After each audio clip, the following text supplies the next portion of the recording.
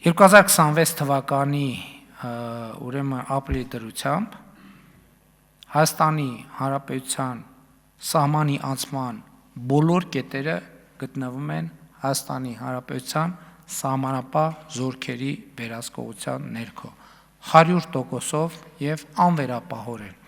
Սա չգիտեմ, եթե թվով, գնով, փողով նշագրելու լինենք, գնանշելու լինենք, ինչ կարժենա, բայց իմ կարծիքով սա անգին է, հնարավոր չի այս ձեռքբերումը գնանշել, բայց ես ուզում եմ, լավ ի վերջո, քանի որ հարց ու պատասխանը մոտենում է, ուզում եմ ուրիշ բան ընդգծել։ 2025 թվականին առաջին անգամ անկախությունից ի վեր առաջին տարին է, երբ ամեն դեպս այս վիճակագրության վարման ողջ ընթացքի համար առաջին տարին է,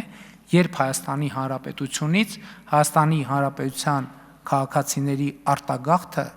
փոխարինվել է ներգաղթով։ 2025 թվականը առաջին տարին է, երբ Հայաստան վերադարձած քաղաքացիների թիվը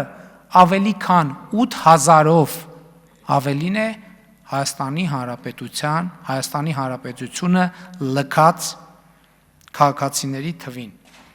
Եվ այստեղ է, որ պետք է հնչեցնենք այնքան հնչած հարցը, բա սրա համար էինք հեղափոխություն արել։ Այո, հարգելի ազգային ժողովի հարգելի նախագահ, հարգելի փոխնախագահներ, ազգային ժողովի հարգելի պատգամավորներ, կառավարության հարգելի անդամներ, սիրելի ժողովուրդ, այո, սրա համար էինք հեղափոխություն արել, որ Հայաստանի Հանրապետության քաղաքացիները ոչ թե հեռանան, այլ վերադառնան